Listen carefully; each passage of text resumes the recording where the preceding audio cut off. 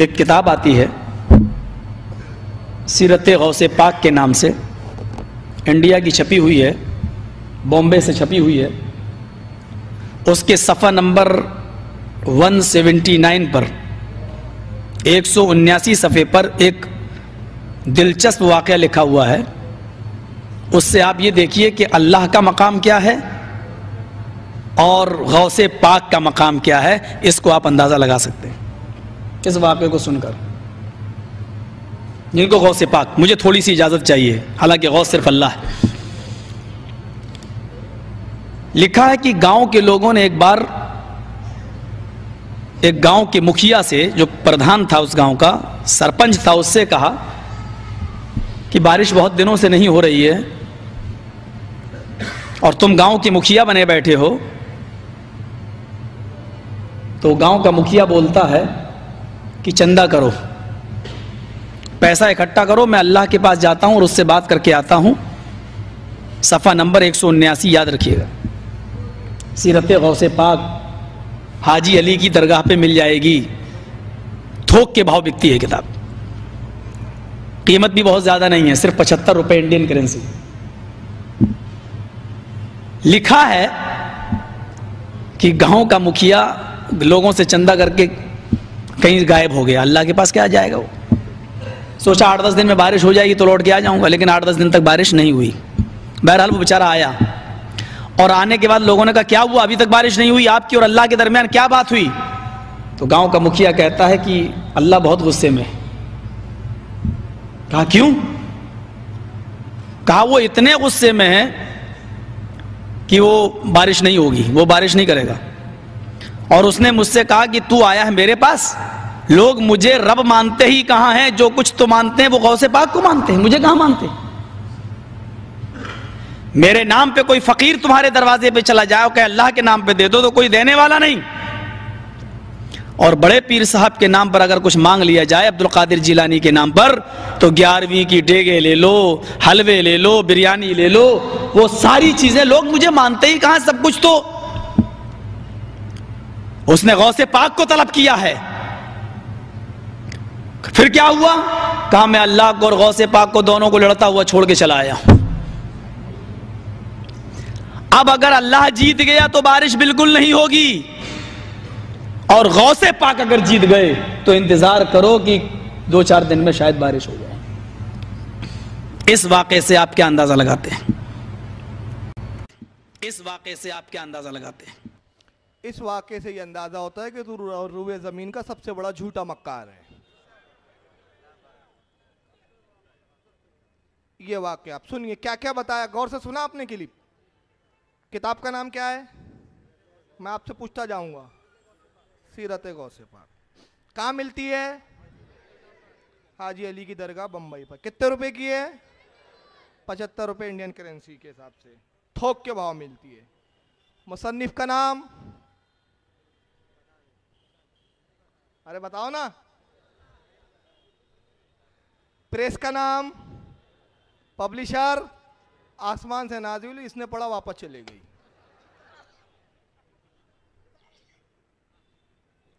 अगर ये वाकई अपने अब्बा की ओरिजिनल औलाद है, मुअज़्ज़ब अंदाज में बोल रहा हूं, बस इससे ज़्यादा नहीं बोल सकता, गुंजाइश नहीं है। लोग टीवी पे सुन रहे हैं, माँ बहनें भी सुन रही है। हो सकता है मेरी माँ बहनें सोचती हैं बड़ा चिड़चिड़ा मौलाना है, चिड़चिड़ा बना दिया कम वक्तों ने, बहुत खुश मिजाज हूँ मैं। लेकिन क्या होता है जब हमारे अकीदे के लिए झूठ बोला जाता है ना, तो तकलीफ तो होती है ना। मुसन्निफ का नाम गोल। सबसे अहम क्या होता है किताब में? राइटर। राइटर ना हो तो किताब की कोई वैल्यू नहीं, मगर राइटर का ही नाम गोल है। हाजी अली की भाव मिलती है 75 रुपये करेंसी। हाजी अली क्या पूरा बम्बई घूम डाला मैंने, सीरत गौसे पाक नाम की कोई किताब ही नहीं मिली मुझे। 1.5 साल से नेट पर मैंने डाला है, कहाँ है किताब? नहीं मालूम। सफ़ी के 2 सफ़ा उलटने के बाद, सिर्फ 2 सफ़ा 181 सफ़े पर देखेंगे लिखा हुआ है गौसे आजम दस्तगीर। अब दस्तगीर का माना देखिए क्या लिखा हुआ है। बड़े पीर साहब ने अल्लाह से कहा कि दिखाओ ये 7 आसमान तूने कैसे बनाए।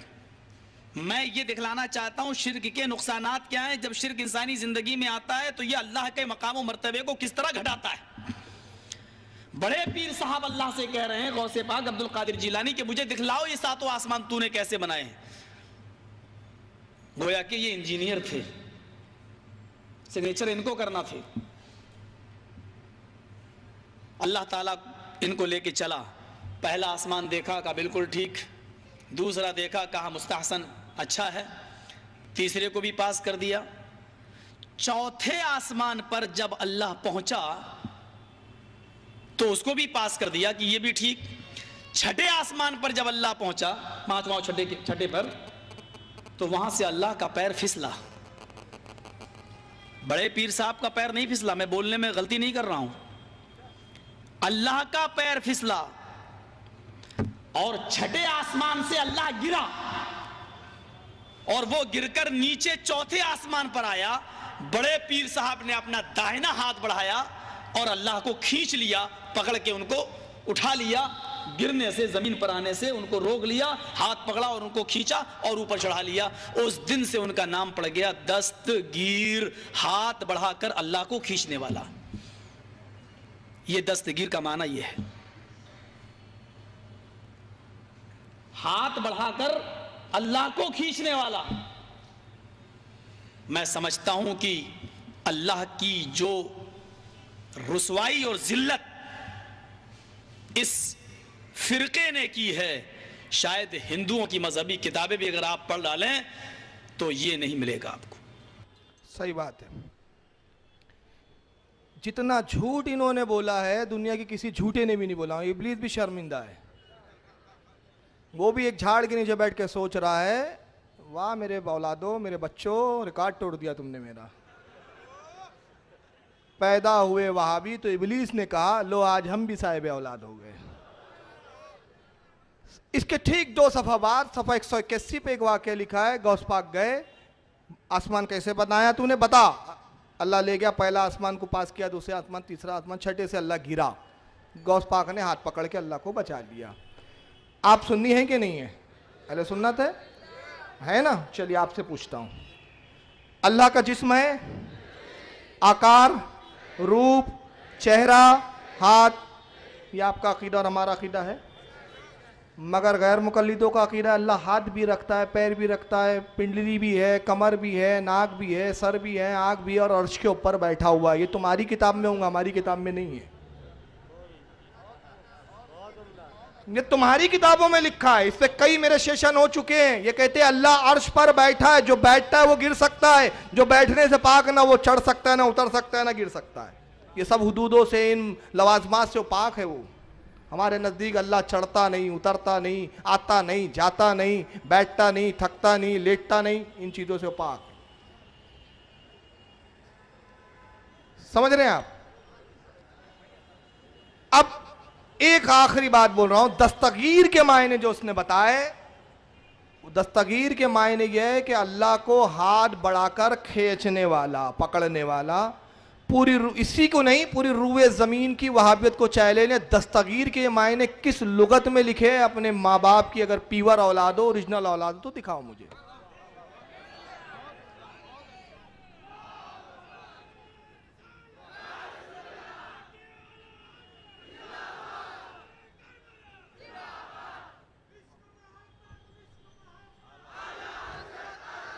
हो गया पहला चैलेंज। अब दूसरा चैलेंज, सीरत गौस पाक की किताब कौन से आसमान में छुपी हुई है वो लाके बताओ।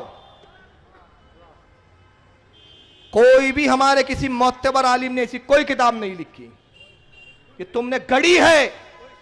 और जिसका ये अकीदा हो, आज मैं बाबाहांगे दोहल सबकी मौजूदगी में ऐलान कर रहा हूं, वो काफिर है। वो शख्स जिसका ये मानना हो कि गौसे पाक ने हाथ बढ़ाकर अल्लाह को खींचा, वो काफिर। जिसका अकीदा कि अल्लाह और गौस पाक में झगड़ा हुआ, वो काफिर। ऐसा काफिर कि वाजिबुल कत्ल है वो शख्स। ऐसा काफिर कि जो उसके कुफ्र में शक करे वो भी काफिर हो जाए।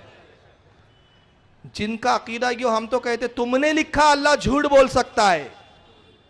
हमारे उलमा ने कहा कि अल्लाह को जो झूठा कहे वो काफिर। जब हम अल्लाह को झूठा नहीं मानते तो इतना मजबूर कहां से मानेंगे कि आसमान से गिर जाए। और सबसे पहली बात, हम अल्लाह को आसमान में मानते ही कब है? अल्लाह आसमानों से भी पाक, जब आसमान नहीं थे तब भी वो था, आसमान फना हो जाएंगे तब भी वो रहेगा, आसमानों से पाक है वो जात। किताब ला के दिखाओ।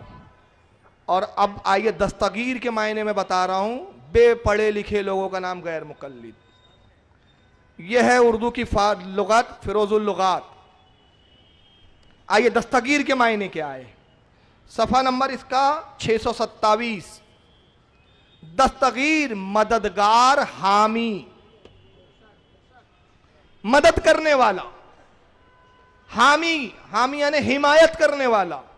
अल्लाह को हाथ पकड़ के खींचने वाला है? ये गढ़ते हैं ये लोग, और गढ़ के रद्द करके अवाम को धोखा क्या देते? हमारी भोली भाली अवाम इनकी तकरीरें सुनती, कहते अरे यार हमारे बरेलियों के ऐसी अकीदे होंगे यार, और गुमराह हो जाते हैं वो।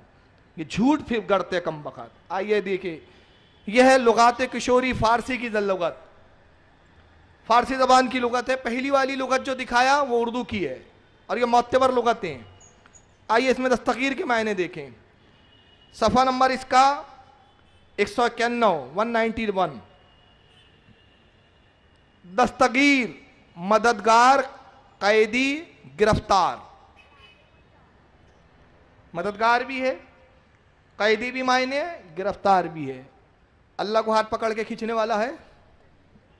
नहीं है। आगे आइए, practical standard 21st century, Urdu into English dictionary. लिखने वाले हम नहीं। आइए जरा इसमें भी देखें, इंग्लिश में भी दस्तगीर के मायने क्या है। इंग्लिश, उर्दू टू इंग्लिश है। दस्तगीर हेल्पर, हेल्पर इतना कॉमन वर्ड है, सब जानते हैं। हेल्पर यानी मदद करने वाला। पीरे दस्तगीर, हेडिंग लगाई, application of the well known saint Hazrat Abdul Qadir Jilani. अंग्रेजों को भी मालूम है कि दस्तगीर गौसे पाक का लकब है, अल्लाह को हाथ बढ़ा के खींचने वाला नहीं है। ये उनसे भी गए बीते हैं। अब आखिरी में एक चीज और देखें, झूठ गढ़ने की इंतहा देखते जाएं। अब ये भी देख लें, सुन ले भाई भाई। सीरत गौस जो मिल रही है बरेली के अंदर, सीरत गौस। अब रुक जाएं, सीरत गौस पहले कहां मिल रही थी? अब बरेली पहुंच गई वो। ये है झूठ, कहीं ना कहीं सुराग झूठा आदमी छोड़ जाता है। पहले वो हाजी अली पे थोक के भाव मिल रही थी, शायद चिल्लर के भाव बरेली में मिल रही होंगी। और ये यही कर रहा है, ये घूम रहा है, पूरा हिंदुस्तान देख रहा है सीरत गौस पाक कहां कहां मिल रही है। सुने भाई भाई। सीरत गौस जो मिल रही है बरेली के अंदर, सीरत गौस जो मिल रही है बरेली के अंदर, लिखा हुआ है मेरे मुरीदों, अगर अल्लाह तुम्हें जहन्नम में डाल दे तो बेधड़क चले जाना, फिक्र मत करना। पीर साहब का जवाब क्या था? अल्लाह अगर तुम्हें जहन्नम में डाल दे तो चले जाना, घबराना नहीं। मैं जहन्नम में थूक दूंगा, जहन्नम ठंडी हो जाएगी। मैं जहन्नम में थूक दूंगा, जहन्नम ठंडी हो जाएगी। जिनके अकीदे ये हों, हम उनके सामने ये अकीदा पेश करते हैं। गौर करो, ये अकीदे कितने भयानक और खतरनाक लगते हैं कि तुम्हें जहन्नम में अगर अल्लाह डाले तो चले जाना। मुझे पता चलेगा, मैं जहन्नम में थूक दूंगा, जहन्नम ठंडी हो जाएगी। गौर करो, गोया कि वो पीर गारंटी कार्ड दे रहा है कि मैं तो जन्नती हूं ही, और मेरे थूक से जहन्नम भी ठंडी हो जाएगी। यानी अल्लाह का अजाब फिर अजाब नहीं रहेगा। अल्लाह ने जो तैयार किया है, अल्लाह का अजाब भी मेरे थूक के आगे कोई वैल्यू नहीं रखता है, उसकी भी कोई कदर कीमत नहीं है। एक ये मैसेज भी वो देना चाहता है। जरा तसव्वुर कीजिए कि इनके अकायद क्या है।